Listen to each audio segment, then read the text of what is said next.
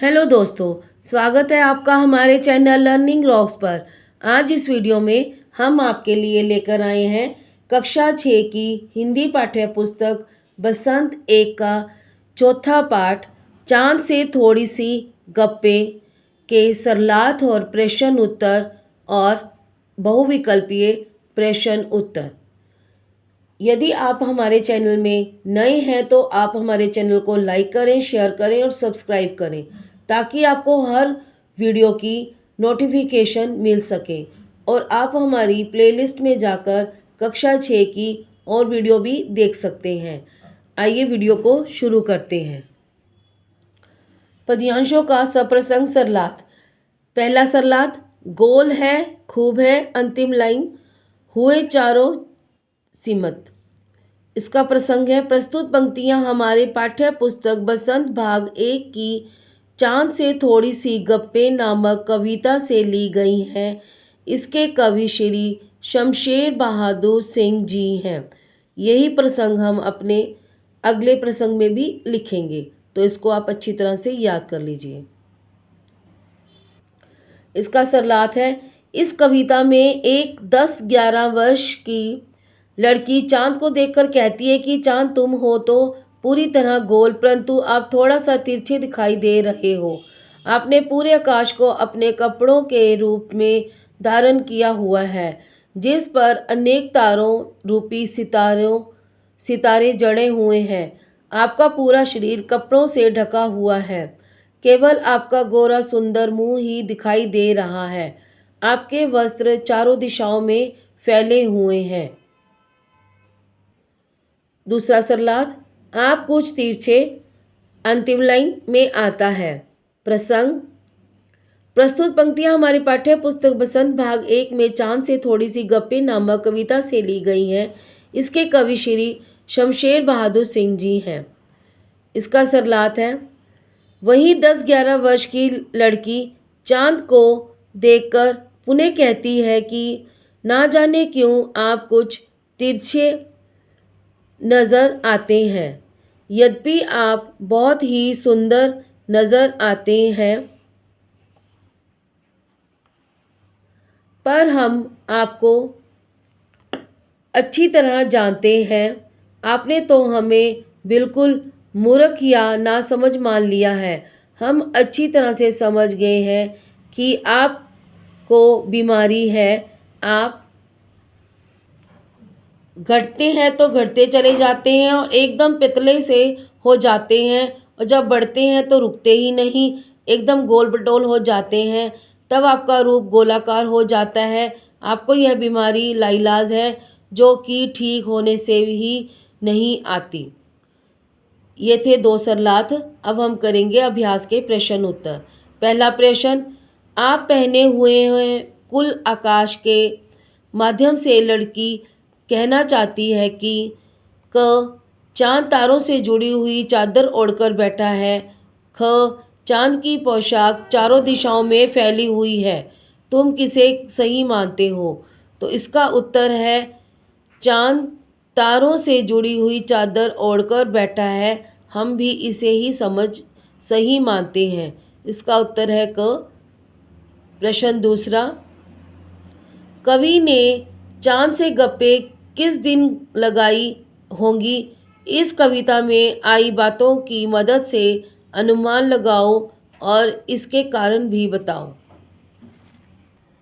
इसका उत्तर है दिन। कारण, यहाँ हम दिन बताएंगे, यहाँ इसके कारण बताएंगे। पूर्णिमा, पूर्णिमा का चांद पूरा होने से गोल दिखाई देता है। अष्टमी से पूर्णिमा, इसमें चांद धीरे धीरे बढ़ता जाता है और पूर्णिमा को पूरा गोल हो जाता है। अष्टमी से पूर्णिमा के बीच शुक्ल पक्ष। प्रथमा से अष्टमी के बीच कृष्ण पक्ष। कृष्ण पक्ष की प्रथमा से अष्टमी तक चांद गोल होकर धीरे धीरे छोटा होता जाता है और अष्टमी तक आधा रह जाता है। प्रश्न तीसरा, नई कविता में तुक या छंद की बजाय बीम का प्रयोग अधिक होता है। बीम वह तस्वीर होती है जो शब्दों को पढ़ते समय हमारे मन में उभरती है। कई बार कुछ कवि शब्दों की ध्वनि की मदद से ऐसी तस्वीर बनाते हैं और कुछ कवि अक्षरों या शब्दों को इस तरह छापने पर बल देते हैं कि उनमें से कई चित्र मन में बने। इस कविता के अंतिम हिस्से में चांद को एकदम गोल बताने के लिए कवि ने बिल्कुल शब्द के अक्षरों अलग अलग करके लिखा है। तुम इस कविता के और किन शब्दों को चित्र की आकृति देना चाहोगे और ऐसे शब्दों को अपने ढंग से लिखकर दिखाओ। तो इसका उत्तर है अपनी पोशाक को फैलाए हुए चारों सिमत। आप घटते हैं तो घट ही चले जाते हैं और आप बढ़ते हैं बस, यानी कि बढ़ते ही चले जाते हैं। तो ये थे इसके कविता के प्रश्न उत्तर। अब हम करेंगे बहुविकल्पीय प्रश्न उत्तर। बहुविकल्पीय प्रश्न। पहला प्रश्न, चांद से थोड़ी सी गप्पे कविता के कवि कौन हैं? ए शमशेर सिंह, बी शमशेर बहादुर सिंह, सी बहादुर सिंह, डी शेर सिंह बहादुर सिंह। इसका उत्तर है बी शमशेर बहादुर सिंह। प्रश्न दूसरा, चांद से बातें कौन कर रहा है? ए लेखक, बी बच्चे, सी एक 10-11 साल की लड़की, डी बुढ़िया। इसका उत्तर है सी एक 10-11 साल की लड़की। प्रश्न तीसरा, चांद कैसा नजर आ रहा है? ए छोटा, बी बड़ा, सी तिरछा, डी चौड़ा। इसका उत्तर है सी तिरछा। प्रश्न चौथा, चांद का आकार कैसा है? ए वर्गाकार, बी आयताकार, सी त्रिभुजाकार, डी गोलाकार। इसका उत्तर है डी गोलाकार। प्रश्न पांचवा, चांद का वस्त्र किसे बताया गया है? ए आकाश, बी दिशाओं को, सी हवा को, डी पर्वतों को। तो इसका उत्तर है ए आकाश को।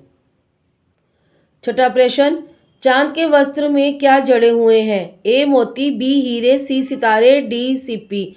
इसका उत्तर है सी सितारे। प्रश्न सातवां, वस्त्रों से ढके चांद का कौन सा अंग दिखाई दे रहा है? ए हाथ, बी पैर, सी कान, डी मुंह। इसका उत्तर है डी मुंह। प्रश्न आठवां, कविता में चांद को कौन सी बीमारी बताई गई है? प्रश्न आठवां, कविता में चांद को कौन सी बीमारी बताई गई है? ए पेट की, बी घटने बढ़ने की, सी तिरछा होने की, डी बढ़ने की। इसका उत्तर है बी घटने बढ़ने की। प्रश्न नौवां, गोल ना हो जाए बिल्कुल गोल से चंद्रमा की कौन सी कला बताई गई है? ए अष्टमी, बी अमावस्या, सी पूर्णिमा, डी एकादशी। इसका उत्तर है सी पूर्णिमा। प्रश्न 10वां, मर्ज का क्या अर्थ है? ए मर्जी, बी रहस्य, सी बीमारी, डी बीमार। इसका उत्तर है सी बीमारी।